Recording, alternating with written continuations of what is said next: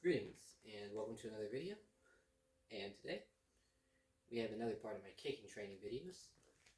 And today I'm going to be talking to you about my training for flexibility for kicking. Now, flexibility is often considered one of the main things you got to work for kicking. And I actually have had honestly not that many problems with kicking in the past in terms of flexibility.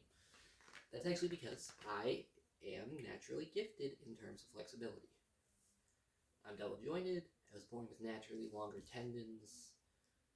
However, my flexibility did actually get worse when I started doing karate. I know, weird, right?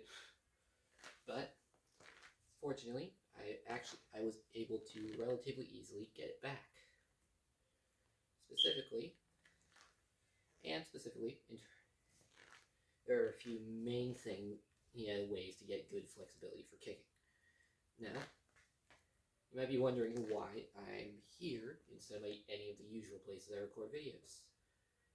Well, the answer is, first off, I'm just a few feet away from one of the normal places I record. But I'm in the door frame, so that I have something to hold on to, and have enough space to show you this. Now, the first thing you need to know about kicking is that normal stretching is not that good at getting you to the point of flexibility for it. What you want to be doing, just before anything else, is dynamic stretching, which is basically just really quickly going through the range of motion that you need to get good at. This is for starters. This one is one of the first ones that comes to mind.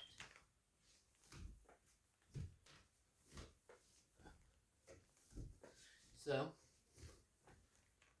going through the range of motion quickly, and as a result, we're able to get higher into the effects. This is the best way to get flexible for it. And you might be saying, what about stuff like the side kick? Well, you can do it with that as well. I kind of have here, I'll just show you.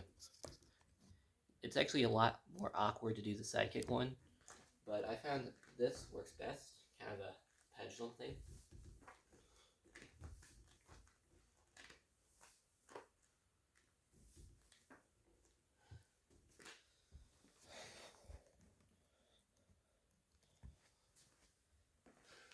But other than that, kind of just throwing your kicks through the range of motion with sloppy form actually can be good dynamic stretching too.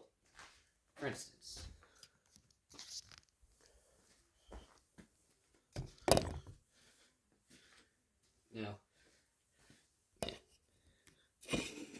now for this example, I'm going to be using the crescent kick. And then the outside variant. Now the form on that was pretty bad, but it's good dynamic stretching. And if you want to go beyond just the kicks, the axe kick stretch is actually pretty good. Good for the entirely going from your legs all the way up your spine too. I'm not the best at getting the axe kick in though. One more time. Okay. So, dynamic stretching is the best for actually getting able to do these kicks. However, you also got to work on the inside, on the inside rotation as well. So, what I like to do is lift my leg up, and then I'm gonna have to use my hand to demonstrate this. I usually do it faster, but then kind of just work through the range of motion on both sides. Full speed, it looks kind of like this.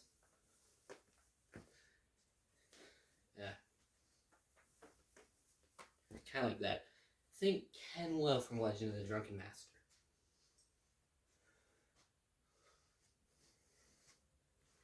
Now, after that,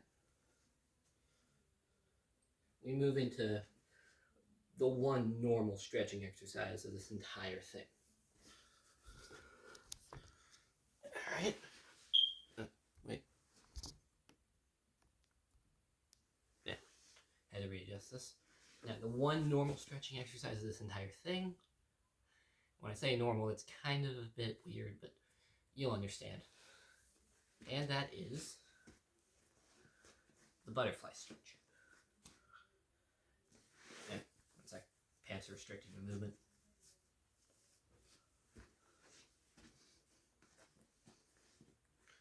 But yeah, butterfly stretch.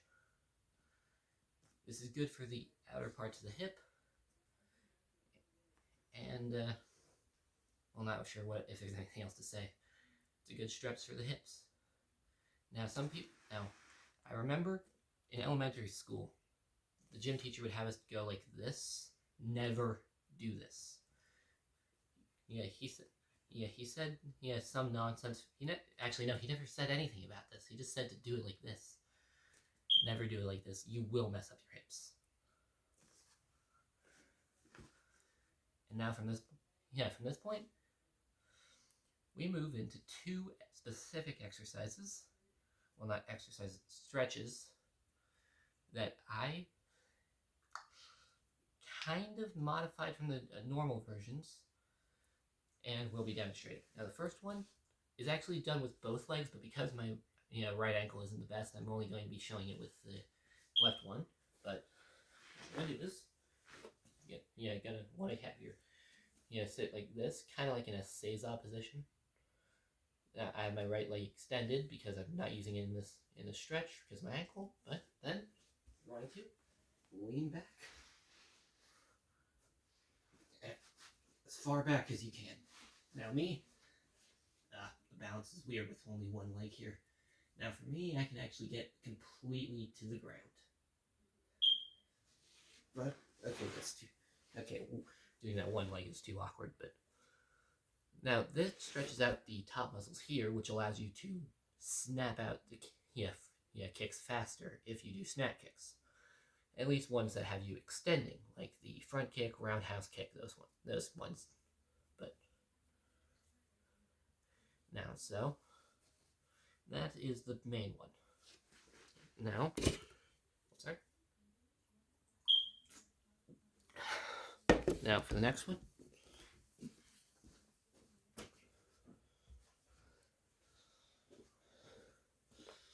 Now, that one used our body weight as resistance to get us as far back into the stretch as we can. For this one, we're using a medicine ball. Now, if you got a person to help you with this, that's better. But I don't have a person to help me with this, so medicine ball. So, now, this is actually a pretty normal stretch until you add in the medicine ball.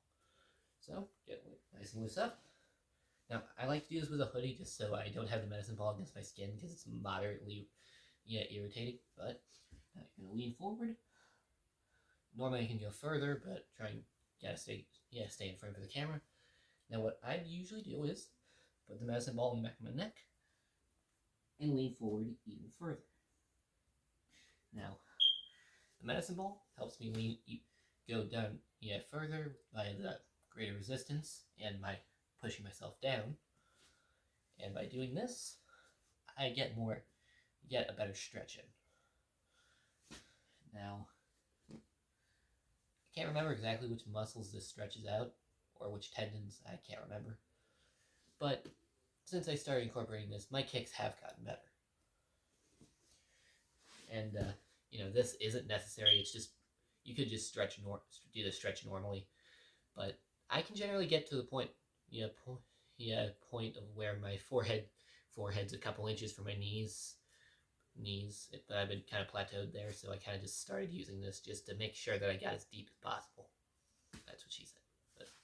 But with that in mind, we're going to move on to the final one.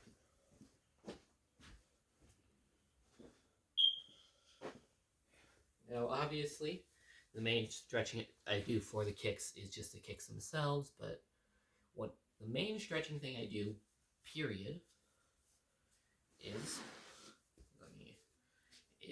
this.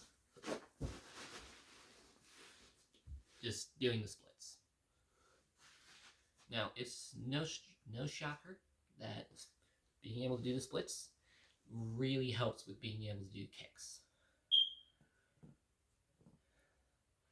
Now, if you want to know how to work to doing the splits, you came to the wrong person. For the longest time, I was able to just naturally do them. My flexibility did go down, but I took two. And while I trying to get my flexibility back, I relied on normal stretching, but it just never worked for me. So I came to the Shaolin method. You know, the guys who are known for being pretty much superhuman. And I found that their method of stretching to do the splits is to just try to force themselves into that position. Now, that can lead to injuries, but since I was but I find it's the best method for me. It might not be for you. You might want to just work your way into doing it, but I find that this is the best way for me. Of course, that doesn't mean that I was able to get it off the bat. It took weeks to get back to it, but I was pretty close as it was. At the moment, I actually am trying to get to doing the front splits again.